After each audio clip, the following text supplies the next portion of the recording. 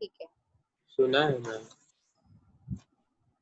तो ठीक है, थर्मोडायनेमिक्स बेसिकली हम लोग क्या देखने वाले हैं कि हीट चेंज जो हो रहा है, जैसे अभी तुम लोग यहाँ पे देखोगे तो एक हॉट टी है और एक में आइसक्रीम है। हॉट टी अगर तुम ऐसे ही रख रहे हो ओपन में, धीरे धीरे क्या होता है, वो ठंडा हो जाता है।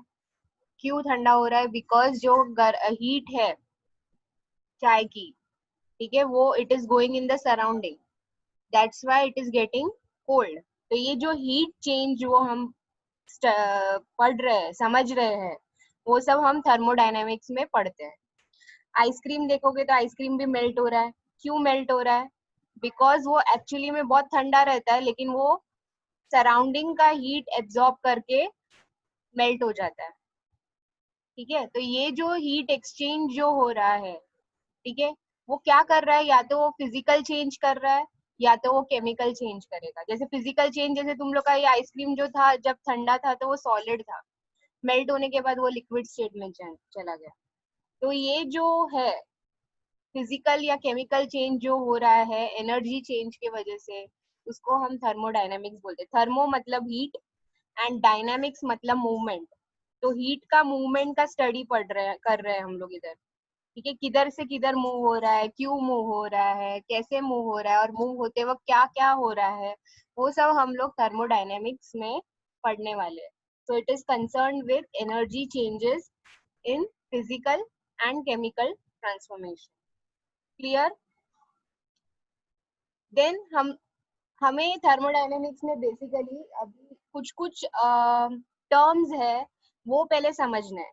अगर तुमको वो टर्म्स समझ में आ गया तो पूरा चैप्टर समझेगा, क्योंकि सब चीजें तुम लोग को वही टर्म्स के बेसिस में बोला जाएगा।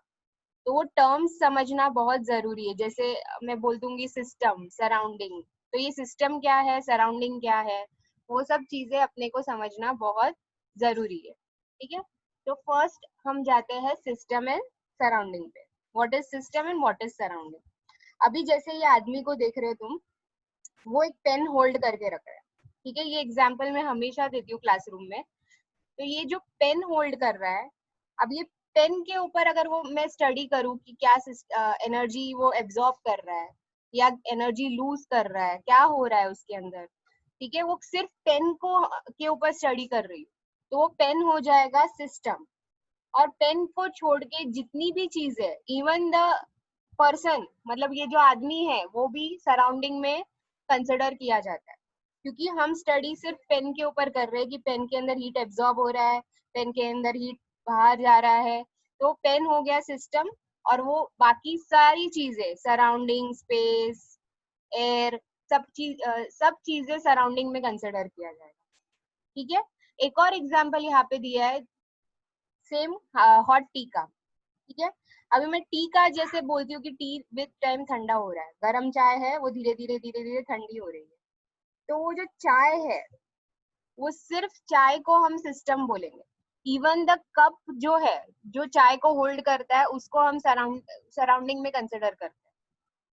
ठीक है, तो अंदर का जो सिर्फ चाय है उसको हम सिस्टम बोलेंगे, बाहर बाकी की जो भी चीजें हैं वो सराउंडिंग है। अभी एक और टर्म है यहाँ पे, उसको हम बोलते हैं बाउंड्री। बाउंड्री क्या रहता है, जो सिस्टम और सराउंडिंग को डिवाइड कर देता है। जैसे इस केस में कप डिवाइड कर रहा है। ठीक है, अभी ये तुम्हारा जो ये इधर ये दिख रहा है, ये चाय सिस्टम है, सिस्टम के बाहर की सब चीजें सराउंडिंग है, तो लेकिन उन दोनों के बीच में कौन आ रहा है, ये कप आ रहा है। तो कप को बाउंड्री कंसिडर किया जाता है। ये लेफ्ट साइड में एक और डायग्राम है, तुम ये इससे समझ जाओगे। सिस्टम तुम्हारा ये सर्कुलर पोर्शन है, जो डॉटेड लाइंस है वो बाउंड्री है, एंड उसके बाहर जितनी भी चीज है वो सराउंडिंग है। ठीक है, तो ये तीन टर्म समझना बहुत जरूरी है, क्योंकि पूरे चैप्टर में मैं सिस्टम, सराउंडिंग यही वर्ड्स यूज करने वाली हूँ। सिस्टम का डेफिनेशन देखो, अभी यहाँ पे एक और एग्जांपल है। सिलेंडर, उसके अंदर गैस है, ठीक है, और उसके ऊपर ये पिस्टन है। अब मैं ये अंदर का गैस के ऊपर स्टडी कर रही हूँ कि हीट देने के बाद वो गैस एक्सपांड हो रहा है, कंप्रेस हो रहा है, क्या हो रहा है। तो वो गैस जो हो गया वो सिस्टम हो गया। ठीक है, उसके बाहर की जितनी भी चीजें वो सराउंडिंग है। ये सिलेंडर जो है वो बाउंड्री हो गया, पिस्टन जो है वो बाउंड्री हो गया, क्योंकि सराउंडिंग को सिस्टम से वो डिवाइड कर पा रहा है। ओके, तो ये 3 टर्म्स का डेफिनेशन देखो। A system is a part of universe under thermodynamic investigation. A part of universe, universe मतलब पूरा यूनिवर्स ले लिया, उसमें से जो पार्ट पे हम थर्मोडायनेमिक स्टडी कर रहे हैं, मतलब हीट फ्लो देख रहे हैं, उसको हम सिस्टम बोल रहे हैं। ठीक है, और सराउंडिंग क्या है? All other parts of universe outside the system is called surrounding. ठीक है, universe is system plus surrounding. तो तुम लोग को ये 2 डेफिनेशंस अभी लर्न करने हैं। ठीक है, तो ओपन सिस्टम में क्या हो रहा है अपना कि मैटर एक्सचेंज हो रहा है एंड हीट एक्सचेंज हो रहा है। वही हम अगर क्लोज सिस्टम में देखें तो क्लोज सिस्टम में लिड लगाने की वजह से यहाँ पे मैटर एक्सचेंज हो पाएगा क्या? नहीं हो पाएगा। ठीक है, क्योंकि वेपर्स जो है वो ऊपर बाहर एक्सकेप करने के लिए जगह ही नहीं है उसके पास, बंद कर दिया अपन ने। लेकिन हीट एक्सचेंज हो सकता है। ठीक है, क्यों हीट तुम लोग अगर लिड लगा देते हो तो ऐसा तो नहीं होता कि चाय ठंडा नहीं होता है। Over a period of time चाय ठंडा होगा ही होगा। ठीक है, और आइसोलेटेड सिस्टम मतलब जैसे थर्मस में अपन ने चाय रख दिया तो उसमें ना, क्योंकि क्लोज्ड है तो मैटर तो एक्सचेंज नहीं हो पाएगा। ठीक है, matter will not be exchange with the surrounding, और हीट भी नहीं हो पाएगा क्योंकि उसके अंदर ग्लास फाइबर लगाते हैं जो सराउंडिंग के हीट को नहीं एब्जॉर्ब करता है, नहीं अंदर के हीट को बाहर आने देता है, तो इसके वजह से हीट एक्सचेंज भी नहीं हो पाएगा। ठीक है, तो 3 टाइप्स ऑफ सिस्टम्स हमने पढ़े। पहला सिस्टम था ओपन सिस्टम, जिसके अंदर हमने ओपन रखा है चाय के इसको, तो उसके वजह से हीट भी एक्सचेंज होगा और मैटर भी एक्सचेंज होगा। क्लोज सिस्टम में हमने ऊपर से लिड लगा दिया, इधर लिड लगाने की वजह से ये जो वेपर्स है वो बाहर एक्सकेप नहीं हो पा रहे, तो मैटर एक्सचेंज नहीं हो रहा, लेकिन हीट एक्सचेंज हो सकता है। ठीक है, और लास्ट जो आइसोलेटेड सिस्टम है उसमें ना ही मैटर एक्सचेंज हो पाएगा ना ही हीट, बिकॉज एक तो ये क्लोज्ड है, ऊपर से अंदर जो है वो फाइबर रहता है, जिसकी वजह से ना ही हीट बाहर की हीट अंदर आएगी और ना ही अंदर की हीट बाहर जाएगी। ठीक है, एक और अच्छा एग्जाम्पल है ये गर्म पानी जो तुम लोग देख रहे हो यहाँ पे। ठीक है, तो ये गर्म पानी का क्या सीन है, सॉरी। ठीक है, ये जब बॉईल होता है तो हमें पता है कि ऊपर वेपर्स जा रहे हैं, तो ये कौन सा टाइप ऑफ सिस्टम होगा? ओपन सिस्टम होगा, क्लोज सिस्टम होगा, क्या आइसोलेटेड होगा? ओपन सिस्टम होगा। अभी मैं इसके ऊपर लिड लगा देती हूँ। ठीक है, इसके ऊपर मैंने लिड लगा दिया, imagine this is a lid. Lid लगाने के बाद क्या होगा? क्लोज सिस्टम हो जाएगा। एंड थर्मोस फ्लास्क में डाल दिया तो आइसोलेटेड। ठीक है, तो तीनों टाइप्स ऑफ सिस्टम अपने को समझ में आ गया। अभी इसका डेफिनेशन देखते हैं। ठीक है, तो अभी ओपन सिस्टम में मास और एनर्जी दोनों एक्सचेंज हो रही है, बराबर है? हाँ या नहीं?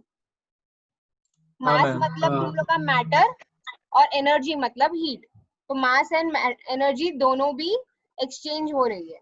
और क्लोज सिस्टम में सिर्फ एनर्जी एक्सचेंज होगी, मास एक्सचेंज नहीं होगा, और आइसोलेटेड सिस्टम में दोनों भी एक्सचेंज नहीं होगा।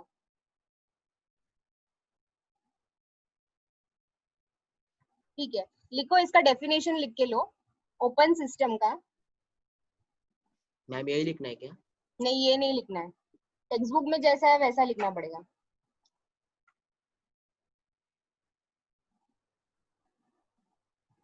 ठीक है, तो ये प्रॉपर्टीज मतलब जैसे हम लोग कोई भी सिस्टम लेंगे, उसका वेट मेजर करेंगे, उसका वॉल्यूम मेजर करेंगे, तो वो सब चीजें कैसे हम डिफाइन करते हैं। ठीक है, तो प्रॉपर्टीज 2 टाइप की है, एक है इंटेंसिव प्रॉपर्टी एंड दूसरा है एक्सटेंसिव प्रॉपर्टी। ठीक है, इंटेंसिव प्रॉपर्टी मतलब कि सिस्टम में कितना मैटर है उसके ऊपर डिपेंडेंट नहीं। पहले एक्सटेंसिव समझो तो इंटेंसिव समझ जाएगा। ठीक है, एक्सटेंसिव मतलब कि it is dependent on, depends on matter, in the system. मतलब अगर मैं तुम लोग को बोल रही हूँ ये बीकर में 10 ml वाटर है, तो तुम लोग ने ये वॉल्यूम मेजर किया, ठीक है। 20 ml वाटर है तो ये वॉल्यूम है। वॉल्यूम के साथ साथ एटम्स इंक्रीज होंगे, ठीक है। तो मैटर मतलब क्या होता है, एटम्स एंड मॉलिक्यूल्स, ठीक है। तो जितने ज्यादा एटम्स रहेंगे उतने ज्यादा वॉल्यूम रहेगा, या उतना ज्यादा वेट रहेगा, या उतना ज्यादा लेंथ रहेगा, या उतना ज्यादा साइज रहेगा, ठीक है। तो जो चीजें मैटर के ऊपर डिपेंडेंट है उसको हम बोलते हैं एक्सटेंसिव प्रॉपर्टी, ठीक है। जो चीजें मैटर के ऊपर डिपेंडेंट है, मतलब एटम्स कितने प्रेजेंट है या मॉलिक्यूल्स कितने प्रेजेंट है उसके ऊपर डिपेंडेंट है, तो उसको हम बोलेंगे it is an extensive property. और इंटेंसिव प्रॉपर्टी मतलब इंडिपेंडेंट, इंटेंसिव मतलब इंडिपेंडेंट ऑफ मैटर, मतलब कितना मैटर है वो डिपेंड, उसके ऊपर कुछ नहीं फर्क गिरता है। ये आई एन याद रखो तो कंफ्यूजन नहीं होगा, ठीक है। तो इंटेंसिव प्रॉपर्टी में हम लोग क्या समझ रहे हैं कि it is not dependent on the matter present in the system. अभी जैसे अगर मैं तुम लोग को इसका टेम्परेचर मेजर करने को दूं, ठीक है, हम लोग ने सेम टैप से ये पानी लिया है, इसका भी टेम्परेचर मेजर करने को बोलूं, इसका भी टेम्परेचर मेजर करने को, तो टेम्परेचर उन दोनों का भी सेम रहेगा। सपोज रूम टेम्परेचर था तो इसका भी 30 डिग्रीज, इसका भी 30 डिग्रीज, ठीक है। तो कितना मैटर है उसके ऊपर डिपेंडेंट नहीं है टेम्परेचर कितना है। कलर भी उसके ऊपर डिपेंडेंट नहीं, पानी का जो कलर उधर रहेगा वही उधर रहेगा। तो ऐसी चीजें जो मैटर के ऊपर डिपेंडेंट नहीं है उसको हम बोलते हैं इंटेंसिव प्रॉपर्टी। जो मैटर के ऊपर डिपेंडेंट रहेंगे उसको बोलेंगे एक्सटेंसिव प्रॉपर्टी, ठीक है। इसका डेफिनेशन देख लेते हैं। एक्सटेंसिव में लिखेंगे it is dependent on the amount of matter present in the system, ठीक है। एक्सटेंसिव में प्रेजेंट इधर लिखना है, depends on the amount of matter present in the system. For example size, mass, length, shape, volume, ये सब extensive property है, ठीक है। इंटेंसिव प्रॉपर्टी में क्या है, इट इज इंडिपेंडेंट, इंडिपेंडेंट लिखो, independent of the on the matter amount of matter present in the system, ठीक है। Examples include colour, smell, malleability, ductility, ठीक है। मैलिएबिलिटी डक्टिलिटी मतलब अगर तुम लोग 10 ग्राम्स का सोडियम लोगे तो भी वो मैलिएबिलिटी दिखाएगा, 100 ग्राम लोगे तो भी वो मैलिएबिलिटी दिखाएगा। तो एटम्स के ऊपर डिपेंडेंट नहीं है वो प्रॉपर्टी। फिर बॉइलिंग पॉइंट, मेल्टिंग पॉइंट भी वैसा ही है, डेंसिटी भी वैसा ही है, बहुत सारे एग्जाम्पल है, टेम्परेचर लिख दो इधर, ठीक है। तो ये सब इंटेंसिव प्रॉपर्टीज होते हैं। अभी ये वेन डायग्राम जैसा बना है। अभी एक्सटेंसिव और इंटेंसिव में क्या कॉमन है वो इधर लिखा है, ठीक है। It can be observed, changed और मेजर्ड, ठीक है। दोनों भी चीज हम लोग देख सकते हैं, चेंज कर सकते हैं। जैसे मास चेंज कर सकते हो तुम लोग कुछ ऐड करके, लेंथ इंक्रीज कर सकते हो, ठीक है। तो देख भी सकते हो, चेंज भी कर सकते हो और मेजर भी कर सकते हो, ठीक है, without altering the identity of the substance. मतलब जो तुमने अभी सपोज पानी लिया है तो 10 ml पानी को 20 ml कर सकते हो, मतलब चेंज कर सकते हो, मेजर कर सकते हो, ठीक है, ऑब्जर्व कर सकते हो, लेकिन उसका आइडेंटिटी जो पानी है उसको, उसका आइडेंटिटी तुम चेंज नहीं कर रहे हो, सिर्फ तुम लोग देख रहे हो और मेजर कर रहे हो प्रॉपर्टीज, ठीक है। And it is use to describe the matter. वो अभी ऑब्वियसली अभी तुमको मैंने पानी दिया है, उसका तुम प्रॉपर्टीज मेजर कर रहे हो ना कि कितना क्या है, उसका वॉल्यूम कितना है, उसका टेम्परेचर कितना है, ये सब क्या है, हम उसका सब प्रॉपर्टी स्टडी कर रहे हैं, ठीक है। ये तुम लोग को अभी मैटर नहीं करता है, तुम लोग को सिर्फ ये और ये स्टडी करना है कि एक्सटेंसिव प्रॉपर्टी क्या है एंड इंटेंसिव प्रॉपर्टी क्या है। तो मैं कोई भी अगर तुम लोग को बोल रही हूँ, जैसे इंटरनल एनर्जी बोला, तो उसको एक्सटेंसिव में क्लासिफाई करोगे कि इंटेंसिव में क्लासिफाई करोगे, सोच के बताओ। इंटरनल एनर्जी, इंटरनल एनर्जी मतलब कोई भी सिस्टम है उसका एनर्जी, उसको तुम एक्सटेंसिव में क्लासिफाई करोगे कि इंटेंसिव में क्लासिफाई करोगे। एक्सटेंसिव, एक्सटेंसिव, एक्सटेंसिव में क्लासिफाई होगा, राइट, क्योंकि उसका एनर्जी डिपेंडेंट रहेगा कितने मॉलिक्यूल्स में है उसके ऊपर। नंबर ऑफ मोल्स किसके ऊपर डिपेंडेंट रहेगा, एक्सटेंसिव की इंटेंसिव, मतलब कौन से में क्लासिफाई करोगे number of moles? Extensive. Extensive. Extensive. Viscosity, intensive. Viscosity, extensive. Intensive. Intensive. Viscosity intensive property है। तुम अगर 10 हाँ। ml ऑयल लो या 20 ml ऑयल लो, जो उसका थिकनेस या फ्रिक्शन रहेगा वो वैसा ही रहेगा, कुछ चेंज नहीं होने वाला है। ठीक है, तो टेम्परेचर, प्रेशर, विस्कोसिटी, ये सब इंटेंसिव प्रॉपर्टी में आता है। डेफिनेशन लिख के लो। सिर्फ ये वाला पार्ट और ये वाला जो तुम्हारा ब्लू पार्ट्स है वो ही लिखना है, ग्रे पार्ट नहीं लिखना है।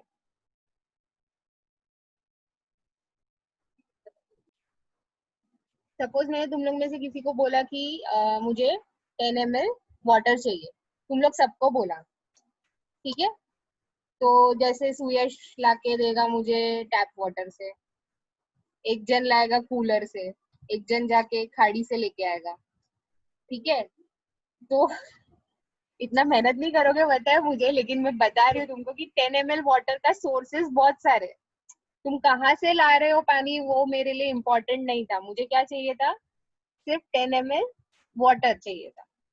ठीक है, तो ऐसा चीज, ऐसा जो वॉल्यूम है वो इम्पोर्टेंट था मेरे लिए कि 10 ml वाटर होना चाहिए। ठीक है, तो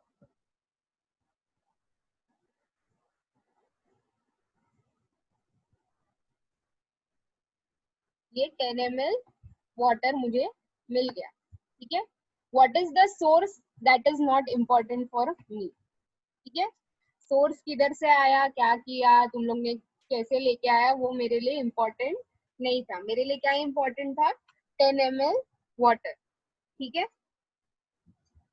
सेकेंड चीज मैंने बोला कि इसको गर्म करो। ठीक है, I wanted to be heated till 50 degree Celsius. तो अभी हीटिंग करने के भी बहुत सारे तरीके हैं। ठीक है, कोई जाके उसको डायरेक्टली गैस पे रख देगा एंड 50 डिग्री सेल्सियस आ जाएगा, कोई जाके माइक्रोवेव ओवन में रखेगा एंड देन 50 डिग्री सेल्सियस लेके आएगा। तो हीटिंग का तरीका मेरे लिए इम्पोर्टेंट नहीं था, मेरे लिए क्या चाहिए था इम्पोर्टेंट, ठीक है, टेम्परेचर चाहिए था मुझे 50 डिग्री सेल्सियस।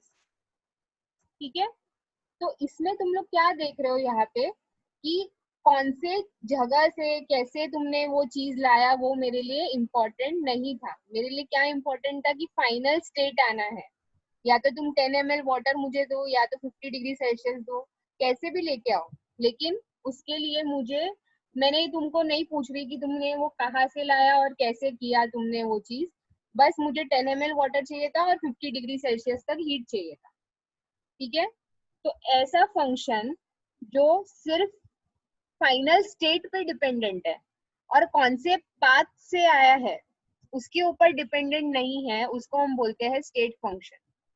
जैसे यहाँ पे ये 10 ml जो है वो वॉल्यूम हो गया, तो volume is a state function. ठीक है, मतलब तुम डायरेक्टली 10 ml वाटर ले आओ, कौन से जगह से कैसे लेके आए वो अपने को नहीं पता, मेरे को नहीं पता। ठीक है, सिर्फ 10 ml मेरे लिए इंपॉर्टेंट था, तो ये वॉल्यूम क्या हो गया, it is a state function. Then temperature, तुमने टेम्परेचर कैसे लाया वो मेरे लिए इंपॉर्टेंट नहीं था। ठीक है, 50 डिग्री सेल्सियस मुझे चाहिए था बस। तो टेम्परेचर एंड वॉल्यूम दोनों भी स्टेट फंक्शन हो गया। प्रेशर भी वैसे ही रहता है। ठीक है, प्रेशर के लिए भी तुम कैसे भी तुम प्रेशर लेके आओ, it was not, it will not be important, final तुम्हारा प्रेशर आना जरूरी है। ठीक है, the property which depends on the state of the system and is independent of the path and followed to attain that state is called state function.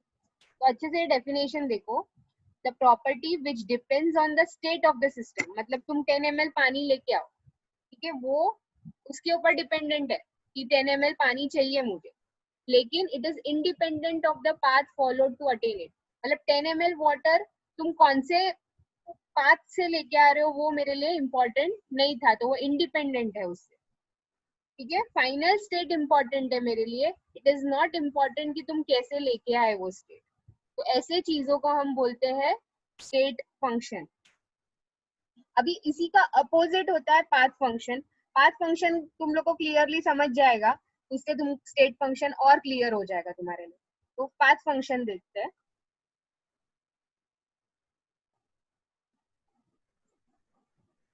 अभी ये देखो, अभी सपोज ये पर्सन एक्स और पर्सन वाई है, ठीक है, दो जन है। सपोज तुम लोग में से दो जन को चूज करते हैं। मैंने बोला कि ये ऊपर, ये माउंटेन के ऊपर पहुंचना है, इधर समिट पे। ये माउंटेन किलिमंजारो है, ठीक है, बेस से ऊपर तक पहुंचना है। तो दो पाथवेज है, या तो तुम ऐसे डायरेक्ट जा सकते हो, या तो ऐसे गोल गोल करके ऊपर पहुंचना है। तो किधर लगता है एनर्जी ज्यादा लगेगी अपने को? गोल गोल घूमने में। जल्दी बोलो।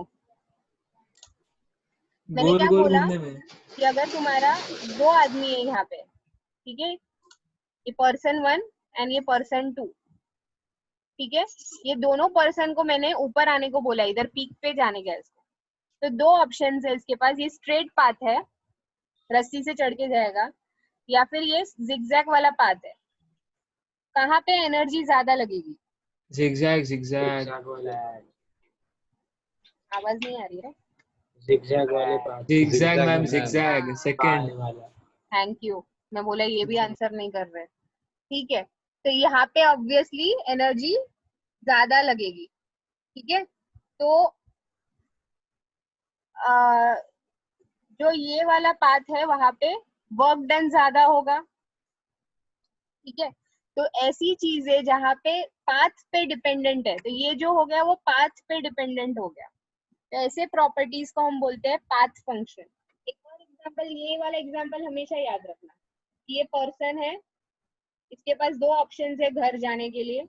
एक स्ट्रेट रास्ता है, जो तुम लोग ही हो, स्ट्रेट रास्ता है, तुम स्ट्रेट रास्ते से कभी नहीं जाओगे, घूम घूम के जाओगे, ठीक है। तो ये जो स्ट्रेट रास्ता है वहां पे एनर्जी कम लगेगी, और जो जिगजैग वाला रास्ता है उस पे एनर्जी या वर्क डन ज्यादा होगा, ठीक है। तो it is dependent on path followed. तो properties which depend upon path are called path function. तो ये दो डेफिनेशंस और है, वो लर्न करना है अभी। लिख के लो या लर्न कर लो। एक मिनट, स्टेट फंक्शन का पहले दिखाती हूँ।